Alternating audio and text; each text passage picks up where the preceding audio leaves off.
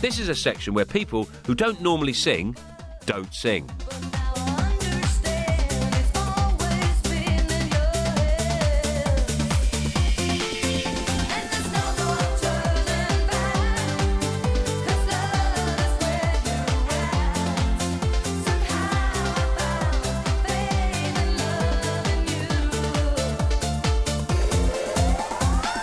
It's not often the singer introduces the songwriter, but big-hearted Brigitte wanted Cyril to enjoy the massive success of his song.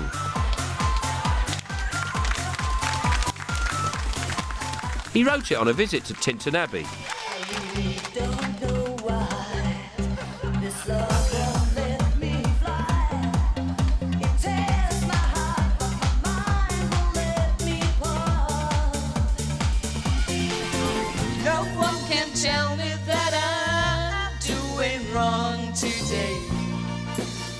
I see you smile at me. No one can tell me that I'm doing wrong today.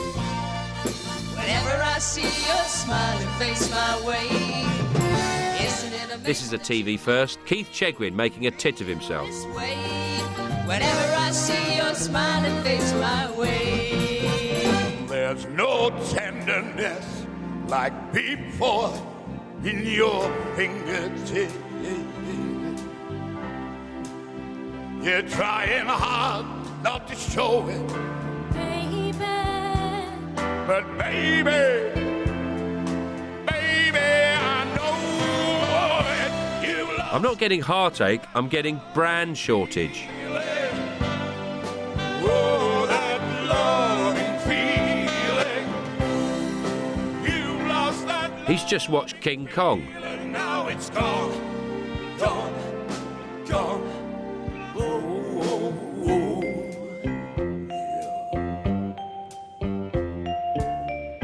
Baby, I can't open this pickle jar. Shower the people you love with love. Show them the way that you feel. 'Cause things are gonna be just fine if you only will. I can't make my mind up about this song. It's either brilliant or the other one. Yes, and show them the way that you feel.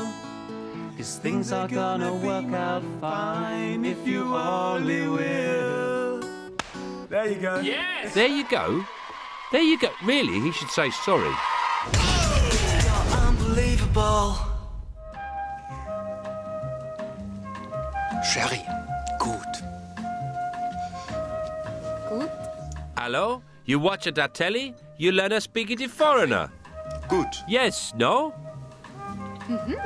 Gut. Bowler hat, orange tank top, wing collars. This is good, right?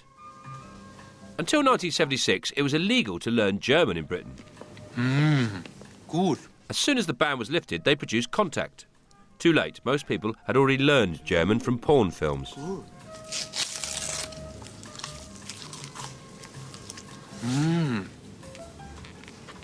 Gut. In Germany, that's funny. Tee. Gut. Orangensaft. Crazy Germans. Gut. Today's new word, gut. At this rate, we'll pick up the whole language in about 30 years. It's not even a very difficult word. In fact, it's quite similar to ours. Gut. Ein Ei. Ein Ei? Ja. Ein Ei? An egg? Hier. It would take a lobster to get me that fired up.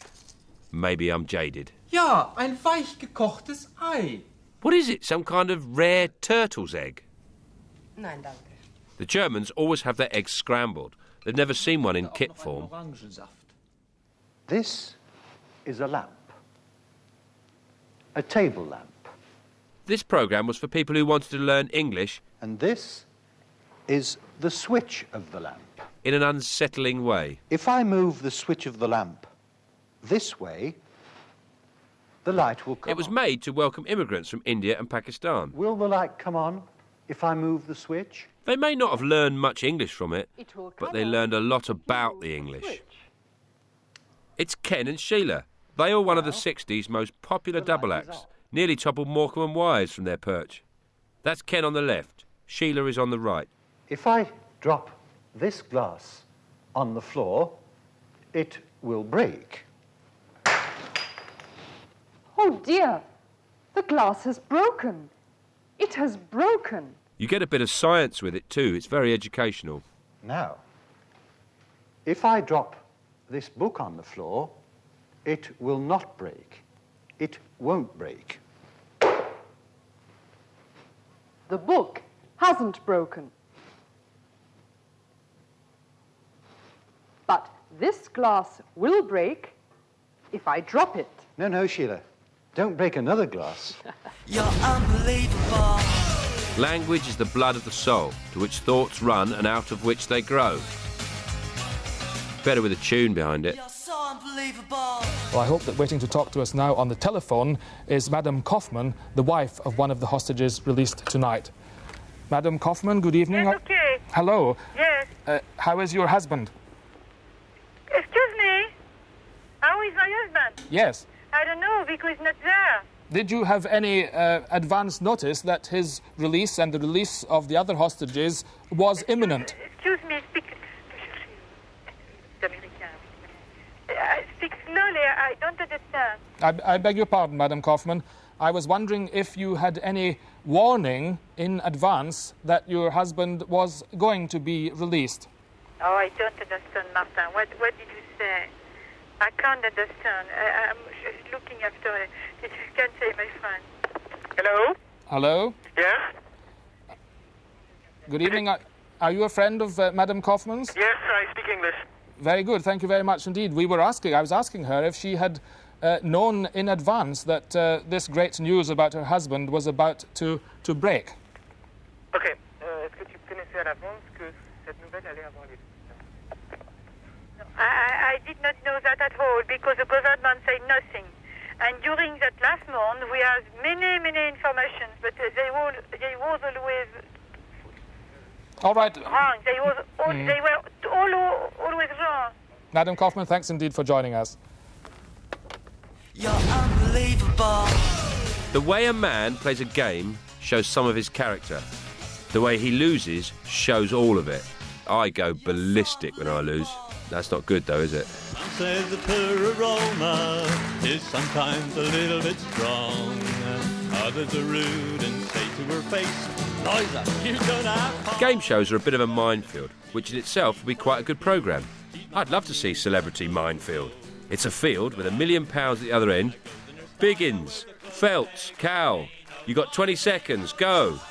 And away they go, with two girls in each team starting this assembling acrobats. So what exactly are they assembling? What are acrobats? Acrobats are a modern type of swat turner that turns mown grass in fields so it can dry out and make it hay. Not even farmers watch this. We've just put a beam onto the main frame.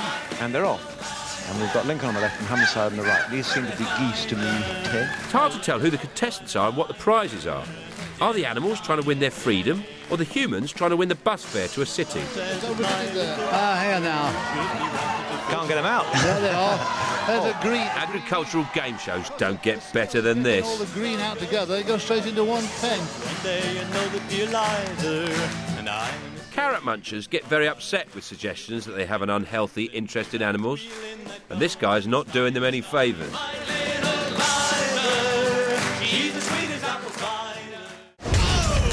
Unbelievable. First famous in journalism under the name of Bon Viveur. These days, all you need to become a TV chef is a good agent and some saucepans. They kindly invited me to lunch. But once upon a time, there were just one or two of them telling us what to have for our tea. What is this called? Sorry. Oh, in French, it's called an assiette des fruits de mer, which I think is rather fun. It's really normal. You realise they're moving? No. It's telling you to do That must be the quality of the champagne, I think, probably. Oh, winkles? Yes. Well, they've been boiled, dear, so if they are moving... Well, one crawled off here a moment ago. Really? Take champagne away from him, will you? I think quite absolutely. Definitely. It fell off. See, look, it's moving. Give it to me. Oh, it's perfectly right. It is moving. You've got a live one that's fallen in here. It's about No, there are quite a few. Waving their Yes, heads there you about. are. They're resuscitated. Basically, she's forgotten to cook them. Oh, which are you going to eat? Live ones? But no one's going to tell her. Would you? No, I think... Fanny Cradock was the most successful TV cook of her era, until the 11th of November 1976, when she dug a massive, horrible hole and threw herself in. And when she hit the bottom, she kept digging. Gwen, would you like to show Mrs. Cradock what you've made and let her taste it and see what she thinks? Gwen, I'm depressed by such formality. Nobody ever calls me Mrs. Cradock. We did a fish and chip programme on television many, many years ago, and I've been fish and chips Fanny ever since, which is much more cosy. This is the one you created, isn't it? Yes.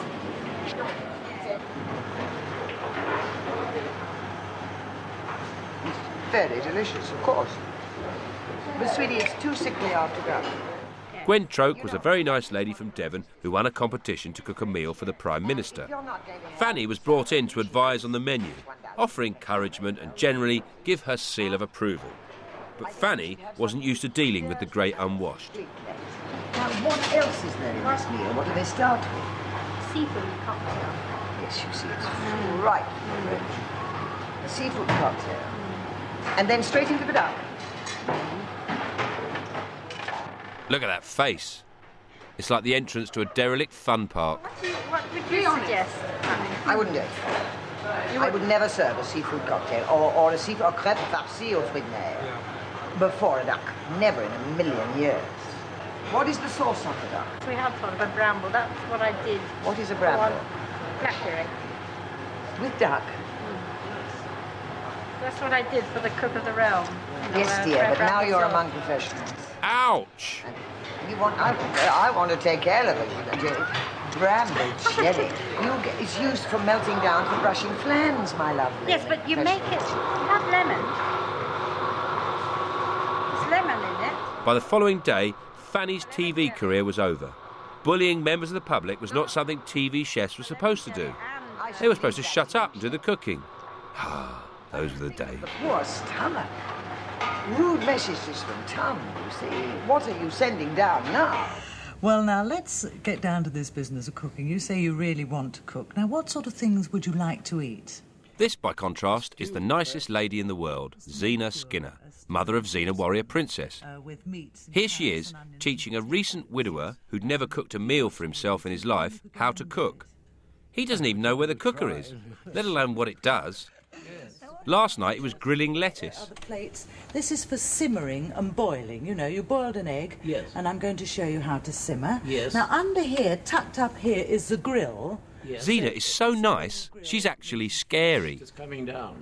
That's right. And here is the oven, you see. Yes. Oh, look at that. Lovely. Oh, yes, it is. Look at that. She's basically a cross between Kathy Bates in Misery and the Queen. I like it. Yes, do I. So do I. Well, now, what about breakfast? Did you have an egg this morning for your breakfast? Well, no, I didn't, actually. I had flakes. Flakes? What kind of flakes? Soap flakes? Snowflakes? Flakes, and also with a plentiful supply, too, of milk, fresh milk, and sugar.